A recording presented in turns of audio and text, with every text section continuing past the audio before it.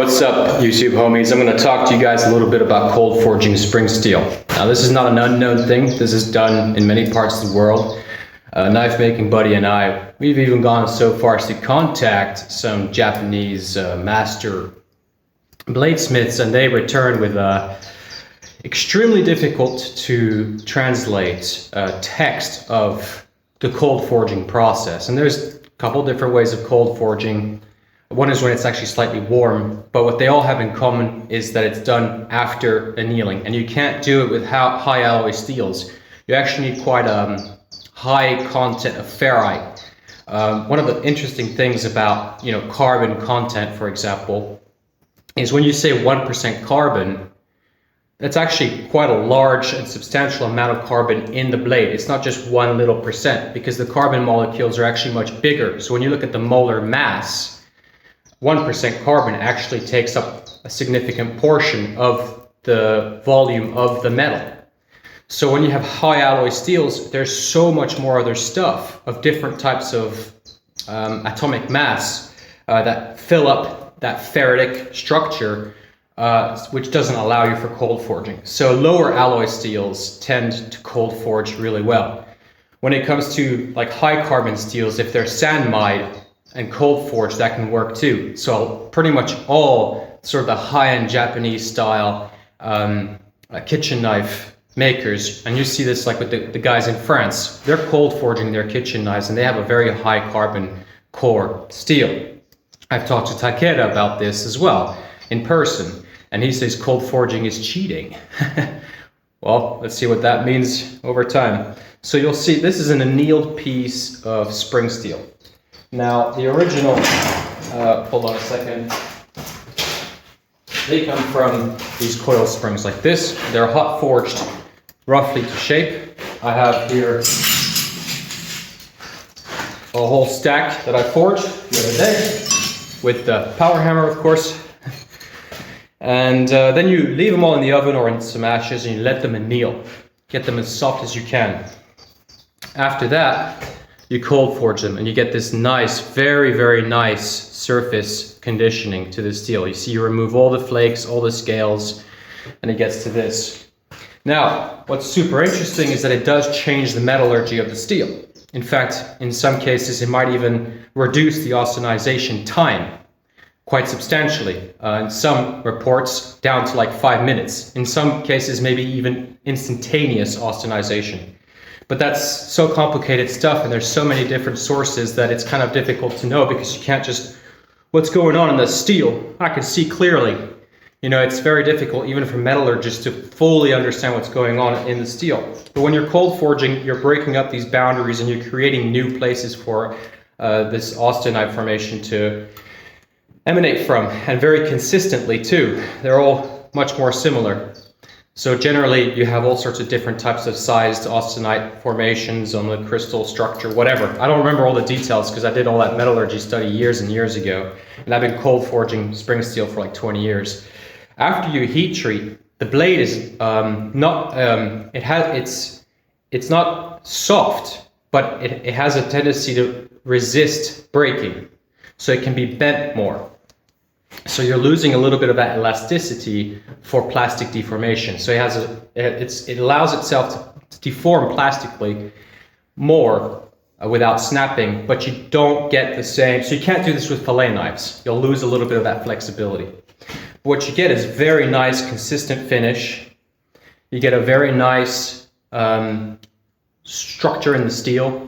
And in some cases, what a really good thing to do after the cold forging is to actually stick it in a 400 or 500 degree Celsius oven to do some further stress reduction. Now this is now you're not normalizing the steel.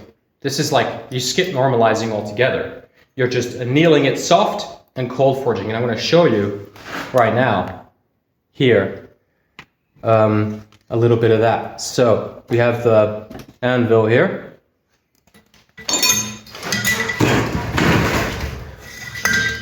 And you grab one of your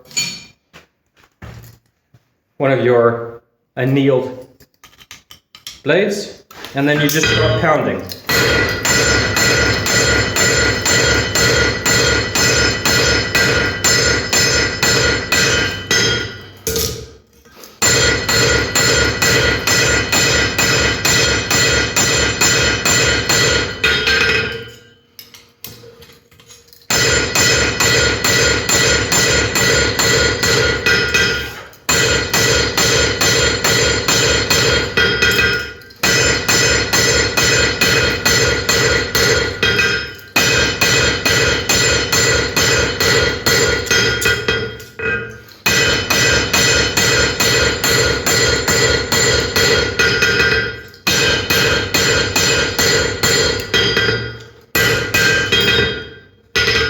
So you see, you get a very smooth, very nice finish, and you remove all the scales. Another benefit of this is that now your steel is still super soft. It's in annealed condition, so drilling holes, grinding, doing all that is significantly easier. I can grind all those blades with just one belt. And then I quench them, and I try to do as much finishing before I quench. And so there's a lot of benefits to doing this, but it doesn't work on all steels. And spring steel is used to practice cold forging in places in Asia, for example. So this is not an unknown thing. It's actually done quite a lot. It's called cold working. And I think, my theory, it's probably wrong, that you're actually work hardening the iron before you're hardening it, before you're quenching it. So you're basically doing a dual hardening process. You're doing a work hardening of the iron before the quench of the steel. So it's iron and steel, right? With the carbon content and so forth. So you're getting a very interesting result and a very nice result. And you get very, very smooth finishes like that, you see. So you can actually do sort of a relatively rough job with your hot forging and do most of the finishing on the cold forging. And then you can straighten them very easily. And there's a whole lot of other things that are going on that are pretty difficult to explain all together into a video, but I think that's an interesting thing for you to try with spring steel. Annealing, you can get your forge super, super hot, leave the blades in there, heat up the blades, but leave them in there overnight. You can use ashes. I got a very large, that's a bucket full of ash that I use. I sometimes use the forge. I'm annealing the tail of the tang so I can peen it later, because the whole blade is hardened. You generally want to harden the whole blade. You don't want to harden sections of steel. And that's really all there is to it, really. It's a really nice process, albeit you don't really want to use a power hammer for this stage, because you might damage the power hammer, or the dies at least. So I'm going to have to cold forge all of those. I've already done a huge amount. It doesn't take all that long, but it can be a little bit tiring. You might want to have a cup of coffee here and there, but this is how it's done on kitchen knives. It's a very common thing. It's done in it's not an unknown thing, and it works very well with spring steel. Steels that anneal very well tend to be cold worked also super easily. So there you have it, guys. I think that's a super interesting video for you guys to think about and look into. I have a lot of metallurgist friends that work in the industry, and we talk about it all the time. They'd love to get a batch of these to test and see how it goes. I get great edge retention out of this, and I think in a way what it does is that it maximizes the potential of the spring steel, the 5160 spring steel.